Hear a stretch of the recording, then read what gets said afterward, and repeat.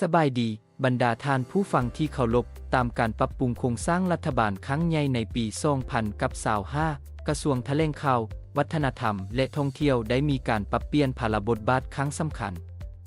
เวียกงานด้านแถลงข่าวและสื่อมวลชนได้ถูกโอนไปขึ้นกับพรรคส่วนอื่นเฮ็ดให้กระทรวงนี้มีชื่อใหม่และมีภารกิจที่ชัดเจนขึ้นคือกระทรวงวัฒนธรรมและท่องเที่ยวมื้อนี้พวกเขาจะมาทำความเข้าใจกับ2ภารกิจหลักอันเป็นหัวใจของกระทรวงใหม่นี้ 1. เวียกงานวัฒนธรรมและมรดกนี้คือภารกิจในการปกปักรักษาคือจิตวิญญาณและเอกลักษณ์ความเป็นลาวกระทรวงมีหน้าที่โดยตรงในการอนุรักษ์ส่งเสริมและสืบทอดมูลเชื้อวัฒนธรรม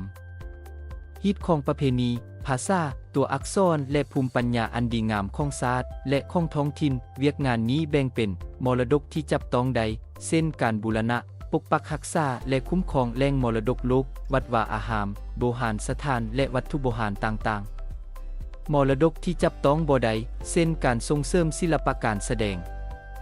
ดนตรีพื้นเมืองเสียงแคนวรรณคดีการตะมหุกทอไมและงานบุญประเพณีต่างๆเช่นบุญปีใหม่ลาวบุญออกพรรษาให้คงอยู่คู่สังคมลาวเป้าหมายสูงสุดคือการสร้างความเข้าใจและความภาคภูมิใจในฮักเงาของชาติให้แก่คนรุ่นใหม่และสืบทอดต่อไปในอนาคต 2. เวียกงานท่องเที่ยวนี้คือภารกิจในการเปิดประตูประเทศลาวสู่สายตาชาวโลกและเป็นกลไกขับเคลื่อนเศรษฐกิจที่สำคัญ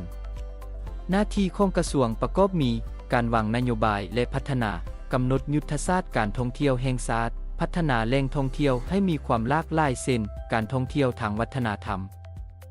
ท่องเที่ยวทางระบบนิเวศธรรมชาติและท่องเที่ยวด้านการผจญภัยการตลาดและประชาสัมพันธ์สร้างแคมเปญโฆษณาการท่องเที่ยวลาวในเวทีสากลจัดงานมหกรรมท่องเที่ยวและส่งเสริมภาพลักษณ์ที่ดีของประเทศการคุ้มครองและยกระดับมาตรฐานพัฒนาบุคลากรด้านการท่องเที่ยว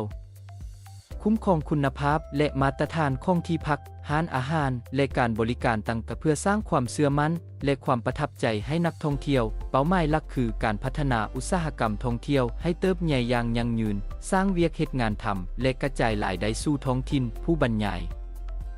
สรุปแล้วกระทรวงวัฒนธรรมและท่องเที่ยวในซุมหน้าใหม่นี้มีความสัมพันธ์ที่เกื้อกูลกันอย่างชัดเจน